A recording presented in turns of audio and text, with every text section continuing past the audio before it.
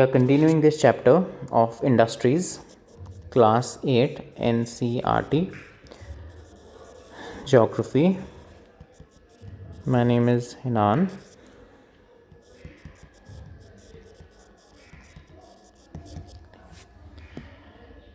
Okay, let's start. हमने पिछले class में लेट्स क्विकली रिवाइंड हमने पढ़ा था कि आपकी सेकेंडरी एक्टिविटीज़ मैन्युफैक्चरिंग क्या होती हैं, इंडस्ट्री क्या होती है, क्लासिफिकेशन इंडस्ट्री की थी हमने कि फॉरेस्ट बेस्ड है, मरीन बेस्ड है, एग्रीकल्चर बेस्ड है, मिनरल बेस्ड है, छोटी है या बड़ी है, ओनरशिप के बेसिस पे प्राइवेट सेक्टर ओन करता है या पब्लिक सेक्टर ओन करता है या वो एक जॉइंट वेंचर है, दोनों ओन करते हैं, या फिर वो एक कोऑपरेटिव सेक्टर है. And then we studied factors affecting location, कौन कौन से बेसिस पे आप लोकेशन एक इंडस्ट्री की डिपेंड करती है. इसमें raw material, power, availability, land, transport, सारा. Today we are going to study industrial system. An industrial system consists of inputs, processes and outputs. आपको for example let's take a very simple example कि आपको curtains बनाने हैं घर के, ठीक है. May be they are made from से लिनन एंड से कॉटन. आपको कॉटन लाना पड़ेगा, तो कॉटन आपका हो गया, इनपुट हो गया ये, ठीक है. प्रोसेस हो गया, फिर आप इंडस्ट्री में उस कॉटन को ले जाओगे तो उसको केमिकल से ट्रीट करोगे, उसको मे बी आप वीव करोगे by the help of machines or with the help of handmade. और फिर आउटपुट जो आपका प्रोड्यूस होगा, आउटपुट विल बी कर्टन्स. तो इसमें बहुत सारी एक्टिविटीज़ इन्वॉल्व हैं. They can take many steps, जिससे हम रॉ मटेरियल को फिनिश प्रोडक्ट्स में कन्वर्ट करेंगे. ये आपका रॉ मटेरियल है, ये आपका फिनिश्ड प्रोडक्ट हो गया. In case of textile industry, inputs may be cotton, human labor, factory, transport cost होगा आपका input यहाँ पे. The process may include ginning, spinning, जिसमें कपड़े को spinning करते हो, weave करते हो कपड़े को, dye करते हो कपड़े को, ठीक है.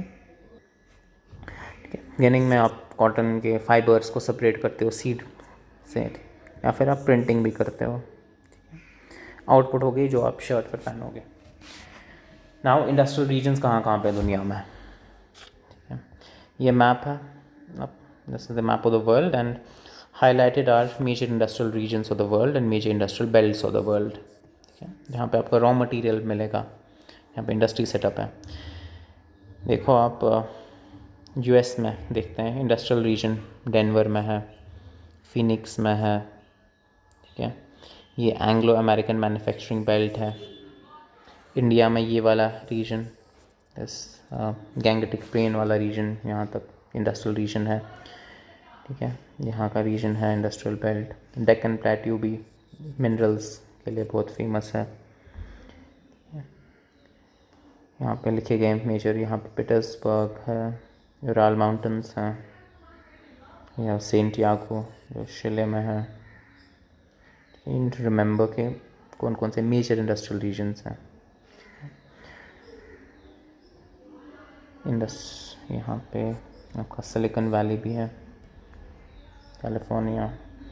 वहाँ पे सेमीकंडक्टर्स, आईटी बेस्ड इंडस्ट्री है.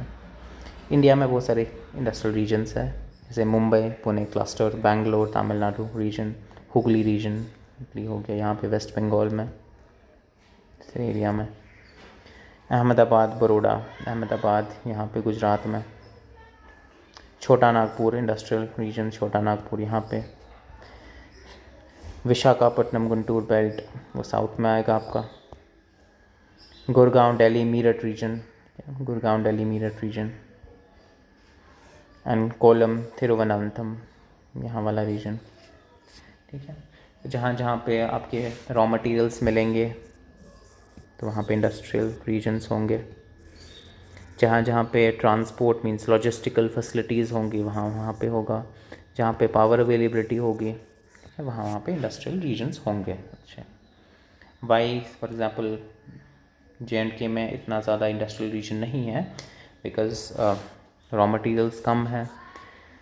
Transport facilities for example we are highway gets choked during winters due to landslides, so we need to develop that also in order to have the sufficient, the required conditions for industry to flourish. Power availability, especially during winters, is miserable. Industrial disaster, यहाँ पे industrial disaster, कभी कभी accidents होते हैं industry में, कभी कभी leakage होती है, गैस लीक हो जाता है, फायर्स हो जाते हैं। तो ये एक एग्जांपल दी गई है आपकी इंडस्ट्रियल डिज़ास्टर की, वो भोपाल में हुआ था, ठीक है, मध्य प्रदेश का कैपिटल है। ऑन 3 दिसंबर 1984 में हुआ था, लगभग रात के 12:30 बजे। वहाँ पे क्या हुआ था, भोपाल में एक प्लांट था, इंडस्ट्रियल प्लांट था, वहाँ पे एक पॉइजनस गैस थी, उसका नाम था methyl isocyanate, MIC, methyl isocyanate gas, along with hydrogen cyanide भी था, एंड अदर रिएक्शन प्रोडक्ट्स जो लीक हो गए। एक पेस्टिसाइड की फैक्ट्री थी। Pesticides are chemicals that are used spread on crops and used to kill pests, जो pest को कीड़ों को मार देते हैं। तो वो वाली इंडस्ट्री थी, और उस इंडस्ट्री में आपकी गैसेस थे, मीथाइल आइसोसियानेट एंड हाइड्रोजन सियानाइड। तो वो लीक हो गए एंड बहुत सारे लोग मर गए उन पॉइजनस गैसेस से। अप्रॉक्सीमेटली 3598 डेथ्स हो गए।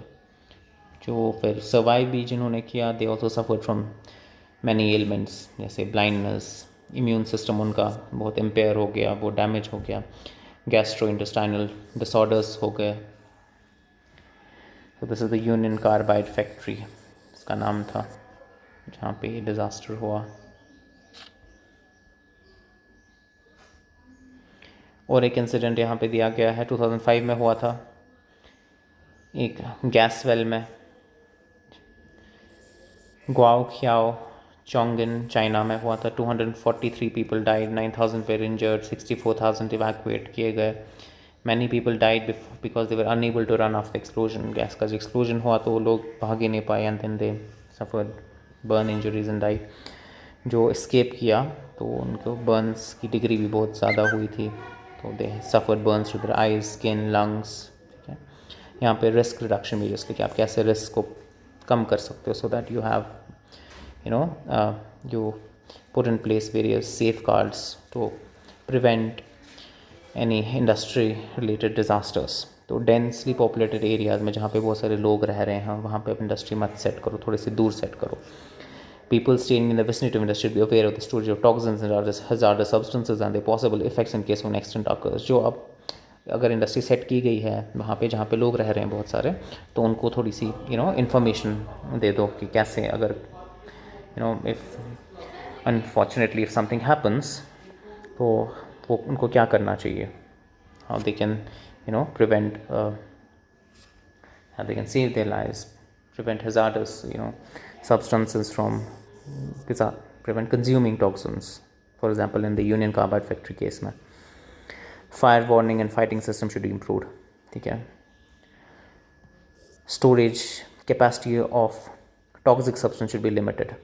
टॉक्सिक सब्सटेंसेस की स्टोरेज कैपेसिटी लिमिट इतना नहीं कि आपने फैक्ट्री सेटअप की और आपने you have space for a million litres of poisonous gases and liquids, वैसा नहीं होना चाहिए। Pollution dispersion qualities industry should be improved. तो पोल्यूशन को कैसे डिस्पर्स किया जाए, फॉर एग्जांपल लीक हो गया, अब उसको कैसे मैनेज करें उस लीक को, तो वो वाली स्ट्रैटेजीज़ को हमें इम्प्रूव करना चाहिए। अब डिस्ट्रीब्यूशन ऑफ मेजर इंडस्ट्रीज़, कहाँ कहाँ पे मेजर इंडस्ट्रीज़ हैं। आयरन एंड स्टील इंडस्ट्री आपकी बहुत अच्छी है जर्मनी में, USA में। जर्मनी में आपके राइन एंड रोन आपके फील्ड्स हैं, कोल फील्ड्स, तो यहाँ पे बहुत अच्छी आयरन एंड स्टील इंडस्ट्री है। जापान, रशिया में भी। टेक्सटाइल इंडस्ट्री कहाँ पे है, इंडिया में टेक्सटाइल इंडस्ट्री है। South Asia is emerging as a global leader in textile industry, specially Bangladesh, Vietnam, Hong Kong में है, साउथ कोरिया में है, जापान में है, ताइवान में है। Major hubs of information technology industry are Silicon Valley, जो USA में है, कैलिफोर्निया में, और बेंगलोर में भी है आपकी ये टेक्नोलॉजी की इंडस्ट्री। इंडिया में Bangalore is very famous for IT industry, वहाँ पे बहुत सारे इमर्जिंग स्टार्टअप्स हैं। आयरन एंड स्टील इंडस्ट्री वहाँ पे सेट की जा सकती है जहाँ पे आयरन ओर होगा ज़मीन में, कोल होगा। लाइमस्टोन इंडस्ट्री वहाँ पे जहाँ पे लाइमस्टोन होगा, और लेबर भी होना चाहिए, skill labour. available at an affordable cost. Site and other infrastructure. The process of converting iron ore into steel involves many stages. जब आप आयरन ओर को स्टील में कन्वर्ट करते हो तो बहुत सारे स्टेजेस इन्वॉल्व होते हैं. उसको किस टेम्परेचर पे हीट करना है, कितने टाइम के लिए हीट करना है, फिर ट्रांसफ़र करना है, फिर टेम्परिंग करनी है, बहुत सारे प्रोसेस होते हैं. The raw material is put in the blast furnace. There are different types of furnaces used. तो blast furnace is a very commonly used furnace. Furnace means it's like a chamber जहाँ पे आप iron को आप पिघलाते हो और फिर कुछ एडिटिव्स को ऐड करते हो, जैसे सिलिकॉन और यू ऐड क्रोमियम. स्मेल्टिंग उस प्रोसेस को बोलते हैं. ठीक है, फिर इसको रिफ़ाइन किया जाता है. फिर ये वाला जो रिफाइंड आपका आयरन स्टील है वो बाकी इंडस्ट्रीज रॉ मटेरियल यूज़ करते हैं. फॉर एग्जांपल ऑटोमोबाइल इंडस्ट्री, वो आयरन इंडस्ट्री से आयरन लेगी, स्टील लेगी गाड़ी बनाने के लिए. तो स्मेल्टिंग क्या है? It's a process in which metals are extracted from the ores by heating beyond the melting point. आपका ओर है, पत्थर लिया आपने जहाँ पे आप में आयरन है, अच्छा खासा आयरन है इस पत्थर में, तो आपको वहाँ से ओर से मेटल निकालना है, ये आयरन निकालना है, तो आपको हीट करोगे बहुत ज़्यादा ताकि मेल्ट हो जाए.